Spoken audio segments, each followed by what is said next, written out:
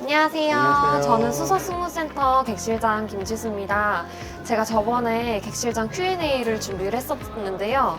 그때 이제 기장님 Q&A도 한번 진행을 해달라 요청이 너무 많아서 이번에는 기장 Q&A를 준비했습니다. 기장 Q&A에 참여해주실 저희 기장님 소개해드릴게요. 안녕하세요. 수서승무센터 기장 김진태입니다. 와!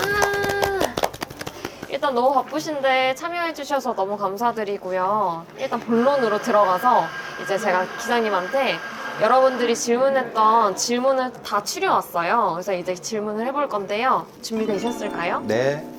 제일 처음 질문으로는 저희 기장님 언제부터 SRT 운전을 하게 됐을까요? 저는 SRT 개통하면서 운전을 했습니다. 네. 2016년 12월 9일. 9일날 개통했죠? 네.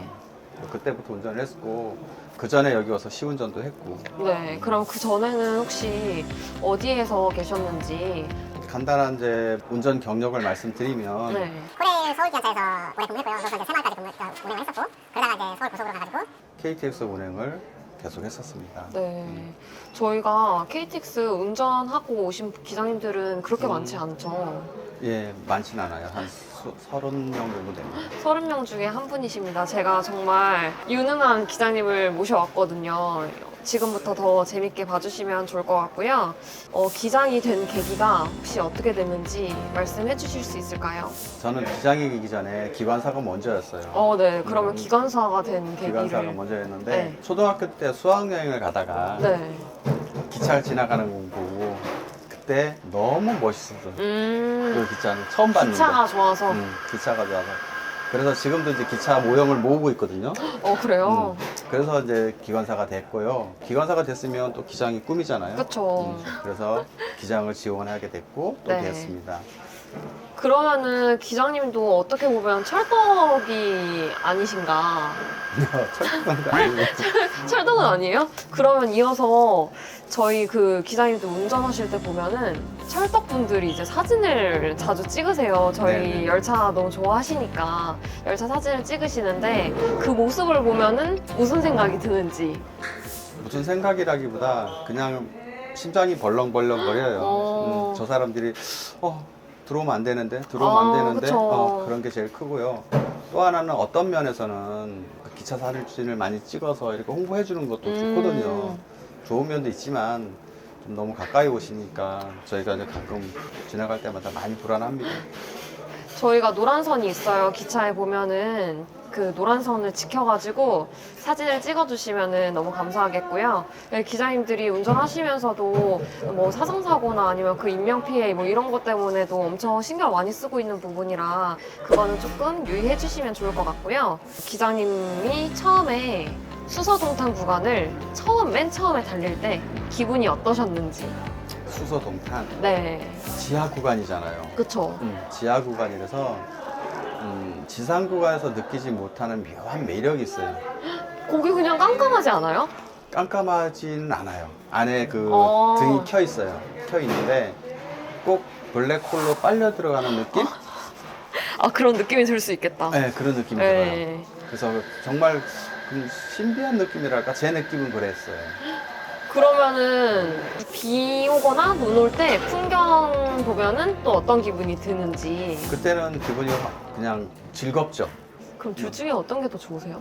지상 구간이 좋죠. 지상 구간? 눈 오고 비 오고 단풍 지고 꽃 피고 이런 게 훨씬 좋죠. 그쵸, 저는 진짜 기차가 운행하면서 그 길로 가는 거를 본 적이 있는데 그때 딱 일몰 시간이었는데 너무 예쁘더라고요. 그래서 기장님들 운전하시면서 이런 풍경 맨날 보고 가면은 너무 재밌겠다, 너무 좋겠다, 이 직업은 최고다 라는 생각을 했는데 근무하시면서 기장님도 그래도 고충이 있잖아요. 힘들었던 점. 힘들었던 점은 많아요. 힘들었던 점은 많아요. 많아요. 제일 힘들었던 거는 아무래도 사상사고겠죠. 사상사고, 그쵸. 근데 이제 저희는 KTX가 개통하고 나서는 사상사고 사실은 많지는 않아요. 네. 많지는 않은데 저는 일반 철도에서 사상사고를 많이 경험하고 왔기 때문에 그래서 아까 뭐 사진 찍는 분들 이제 불안하다는 게 네네. 그런 게 굉장히 영향이 커요. 아, 트라우마가 살짝 남아있을 수도 있겠다. 많이 있어요. 네. 그런 거 아니면 근무하면서 이제 뭐 시와 때를 못 맞추니까 먹고 자는 거, 먹고 자는 거 엄청 불규칙한 중요하죠. 거. 네, 네. 그런 게 좀 힘들고요. 그래도 기자님 경력이 30년이 넘으시니까 이제는 몸에 다 익숙해지고 잘 맞으시니까 하고 있는 거겠죠? 좋아하니까요. 좋아하죠. 좋아하니까. 그 호남선 열차 번호가 저희가 600번대거든요. 네네. 600번대와 경부선이 300번대인 거 이유가 알고 싶다 하는 질문이 들어왔는데 그거 설명 한번 부탁드릴게요. 다들 그런 의구심이 들긴 할 거예요. 네네. 그래서 설도에 계신 분들은 알고 있지만 일반인들은 모르니까 그쵸. 그 열차 번호만 봐도 아, 이 열차가 어디를 가겠구나 하는 그런 어떤 네임이 정해져 있어요. 네네. 경부선은 1번부터 100번까지 네. 경부 고속선이고요. 그다음에 200번대는 경부선인데 일반선을 우회하는 열차가 아, 200번대고. 코레일 기준. 네, 코레일이고. 네. 그다음에 300번대는 SR이 경부선 열차고. 네네. 그다음에 400번대는 경전선 열차. 그다음에 500번대는 코레일 호남선 열차. 네네. 600번대는 SRT 호남선 열차. 700번대는 700번대는 전라선 코레일 열차. 열차. 코레일. 그다음에 800번대는 강릉 가는 열차. 네네. 900번대는 중앙선 이렇게 정해져 있어요. 그래서 열차 번호 부여 명칭 지침이라는 게 있어요. 거기에 의해서 정해져요. 거기에 맞춰서 저희는 운행을 하고 있고요. 네. 저희 또 목포역은 운행을 왜 이렇게 별로 안 해주시는지에 대한 질문도 들어왔어요. 그거는 혹시 이유가 어떻게 되는지 혹시 알고 계실까요? 목포역은 원래는 차가 더 많이 갈 수가 있어요. 근데 네. 역 구조상 갈 수가 없어요. 더 넣고 싶어도 못 가고 여기 열차를 수용할 수 있는 능력만 되면 네네. 지금보다 더 많이 늘 수 있는데 역 구조상 그렇게 늘 수가 없어요. 현재 그래서 열차가 많이 없습니다. 목포역으로 더 운행을 많이 하면 좋을 것 같아요. 역을 개선해야 되겠죠. 그러면 이제 운행하면서에 대한 질문으로 넘어가서 네. 본선에서 부본선으로 선로 변경을 해야 할 때 네. 어떤 방법으로 선로 전환을 하는지 궁금합니다 하는 질문이 들어왔습니다. 그거 중요한 질문인데 네. 열차는 저희가 전원하지를 않아요. 네. 관제실이라고 있는데 네. 관제실에서 프로그래밍에 의해서 열차 선로 전환기가 움직여줘요. 선로 전환기. 예를 들면 301 열차다. 그럼 301 열차가 정차역이 어디다. 그럼 네. 그 프로그램에 따라서 그 역에 가면 저절로 전철기가 잡혀줘요. 시스템이 그렇게 돼 있습니다. 너무 시스템이 너무 좋은 것 같네요.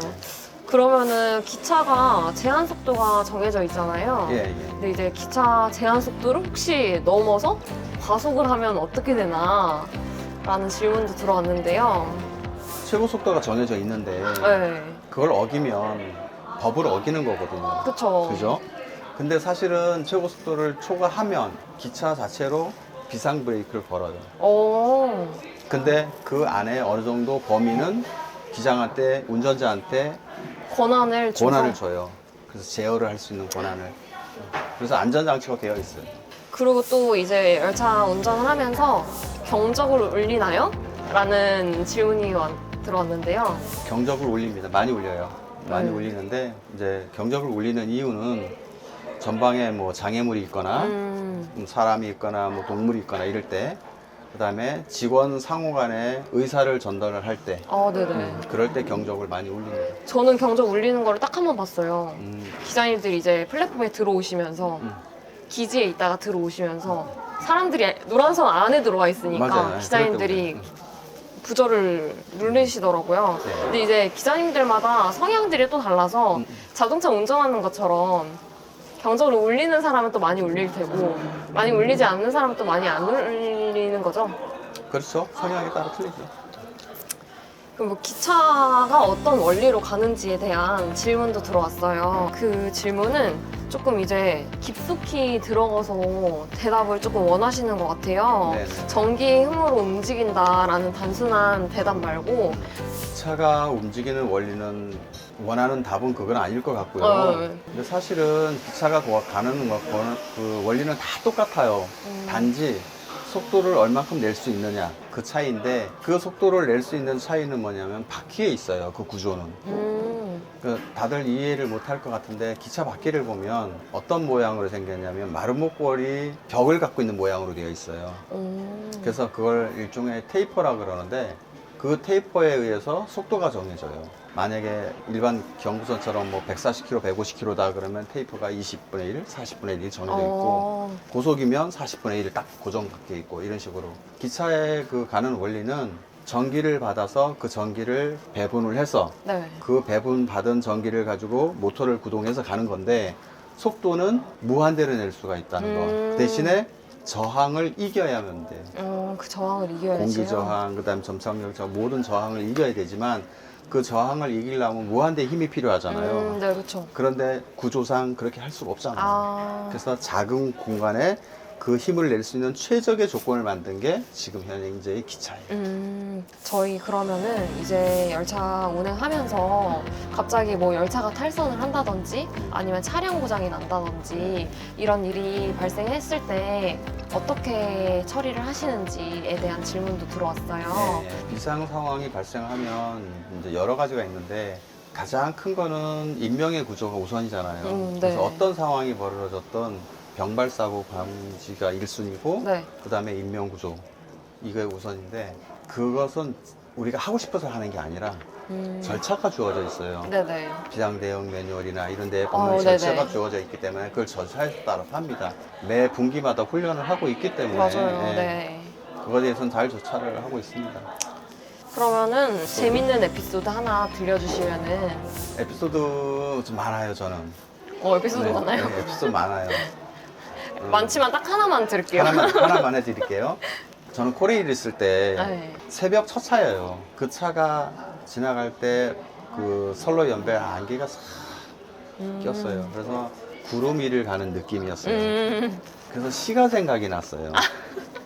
그래서 객실 방송에다가 시를 내가 했어요? 최초로 했어요. 원래 기자님들은 방송 잘 안 하시잖아요. 저일 때는 처음에는 했어요. 처음에 했었어요? 네, 처음에 했었어요.